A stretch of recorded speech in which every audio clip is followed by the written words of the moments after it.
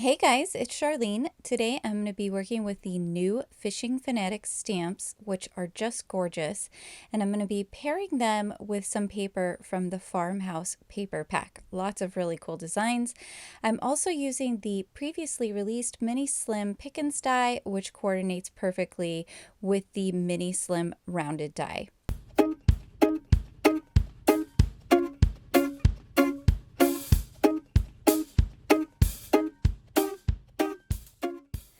Today I'm going to be doing some watercoloring. Really easy, definitely something you should try. So I'm starting out here with a piece of watercolor paper, and then I'm using some watercolor friendly ink. So that way when I use my water on it, it's not going to smear. So I am getting a nice solid impression here so that I can do my watercoloring. Off camera, I do go ahead and double stamp, and then I have taped down on all sides my card panel. The reason I want to do this is because once I'm all done painting, I'm just going to leave this here until it is completely dry. That way I get very minimal warping from adding the water to the paper. So I'm starting out here with some brown ink, and you can see I'm kind of going full strength with my water brush pen on the areas that the stamp indicates should be shaded. And now what I'm doing is I'm adding that ink to some water I squeezed out to tone down the color, and now I can go back in and work those two together so I have some nice shading. For the fish, I'm going to be painting them blue, and later you're going to see I'm going to add some green accents.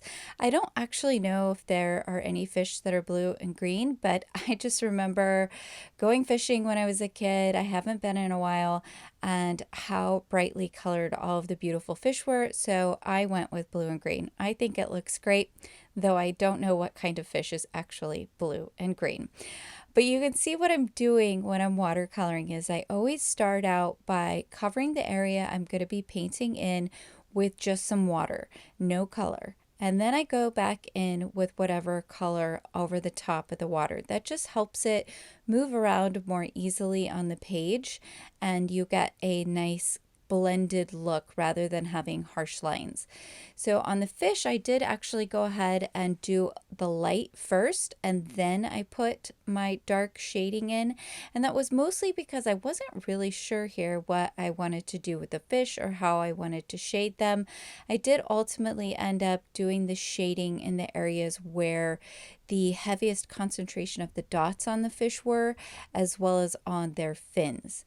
It's really easy though with the watercoloring to blend the darker shaded areas in with the lighter areas. You literally just put some water over the top and rub your brush. Now, as I mentioned, I'm using a water brush, so the water is already contained in the little reservoir. All I have to do is paint and the water comes out, no problem. And if I want to clean my brush, I just squeeze it a little bit and wipe it on the paper towel to get any of the color off of my brush. For the little fishing lures, I'm going to color them in a couple of different colors. For this one, I wanted it to be a really bright green, so I'm doing several layers, not watered down, of the green. And then on the other two, I'm using a couple of different colors. So I came in with some red, and you can see here is when I decided I wanted to add that green in on the fish. Really easy to do at this point. The fish were starting to dry already, so I could just add those little green accents in there and not worry about them going all over the place. I've brought some yellow in here to add on the lures, and so the second one there is red and yellow, and the third I'm doing with yellow and blue. Now I did leave the hooks on them as well as the buckle without any paint, and I'm coming in here with a sterling silver pen that's kind of glittery to add a little bit of shine onto the images. It's going to look really nice when you turn the card in the light. It catches it and it just has a little bit of glimmer. Now this you do have to be a little careful with when you're doing it. You can see at the top there I'm sort of wiping out any excess, and it's just because these are such small areas. I want to be really careful not to use too much. So take your time. Just use the very, very tip of the brush on this in order to fill in all those spaces. Once I was done, I gave it some dry time, and then I can go ahead and peel off the low-tack tape that I used to tape down the card panel, and you're going to see there's almost no warping because it had that dry time flat. It makes it so easy. I absolutely love watercoloring. So here's that Farmhouse paper pack I was talking about. It has all of these really fun pattern papers in it. I'm going to be using this awesome wood that's kind of got this red wash on it. It looks kind of like an old barn. And then I'm going to be using a piece that looks like newsprint. So I'm cutting this out. Now I can use the mini slim die on this, and I'm just taping it perfectly on the edges so I can make sure that I get all of the space that I need in order to cut out that full-size die. Now for this inset, you just want to make sure it is perfectly aligned so that you've got space on each side, and that can take a little bit of time to do, so take your time. And then I'm just taping it down, and I'm going to go ahead and cut those out off camera. Now I'm going to stamp my sentiment, and this comes from another set called the Dad's Day stamp set, and I am stamping with some embossing ink, and I'm going to get a nice coat on my stamp because I really want to make sure that it has a nice coat on there, and I'm going to heat emboss this with some black embossing powder. The patterned paper is so easy to heat emboss on. It slides right off.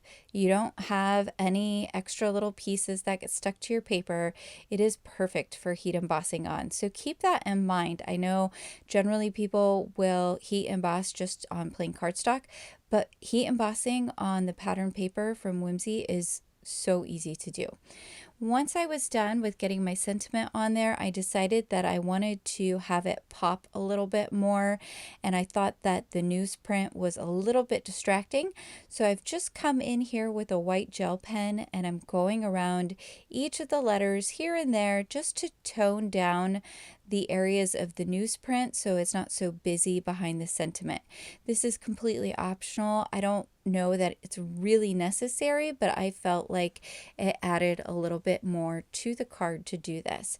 So once I am done, I'm going to come in with a paper towel, and I can just blot any little extra bits of gel pen that are there, and it also helps to clean off the embossing.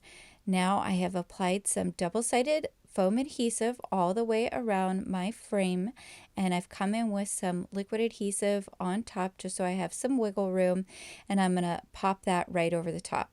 And you could totally make this into a shaker card, and that would look awesome as well. I'm not doing a shaker today because I'm going to put all of those gorgeous little pieces that I watercolored on different areas of the card, and I thought it would be just enough to have that. I didn't feel like I needed to add any shaker mix to this. So I'm trimming around the edges just a little bit so you don't see that pattern paper peeking through, and now you can see how things are starting to come together. I think this card is so cute. It makes me want to go out camping. We love to go camping in the summertime. Just haven't done any fishing lately. I know it's kind of crazy, but we haven't done a lot of camping recently either, just because of, the world events over the last couple of years. So I decided off camera where to place all of my cute little elements here, and then I'm just using some liquid adhesive to adhere them. You could put some foam tape underneath the areas that are over the recessed wells if you want to add a little bit more security to your card. I know mine's not going to be going through the mail, so I didn't feel like I needed to do that on this particular card. And once I get everything down where I like it, I can go ahead and get my card base ready. I recently did a video on how to create shaped cards using your dies, and I'm going to be using that technique today because I don't want to have any edges around my card that I've created here. I want it to be seamless. So what I'm going to do is I'm going to use the rounded die that I used to cut out the mini slim Pickens die from, and I'm going to cut my card base using that. And all you have to do is get your card base the size you need it, and then you are going to get your die, and you're just going to make sure that on one side it goes below the cutting edge and you tape it there. Now that's going to ensure that your fold line doesn't get cut and it's going to fit perfectly underneath your card. You can see when it comes out, there it is, it's perfect. And now I can just glue my top to my card base, and that's pretty much it. It's gonna be seamless and it's gonna look really nice together. Now you saw at the beginning I had a couple of other fishing lures that I had colored. I decided not to put them on the front of the card because I thought there was plenty of stuff going on the card and I didn't want it to look too cluttered. So instead I decided to go ahead and glue them on the inside of the card, and I did one in the bottom right hand corner and then one in the top left hand corner, so it kind of frames the inside where you're going to put your greeting. And certainly you could also stamp something on the inside of the card. I decided on this card that I didn't feel like it needed anything extra, and I was going to write the greeting on the inside just myself. So once I get that other lure down where I like it, that is going to finish up my card. Now you can see up close that embossing powder melted just looks so cool. It adds that extra bit of shine to the sentiment. I hope you guys like this card. I hope you find some time to get crafty today. Be sure to hit the like and subscribe button as well as the notification bell so I can continue bringing you crafty content in the future. Until next time, happy crafting.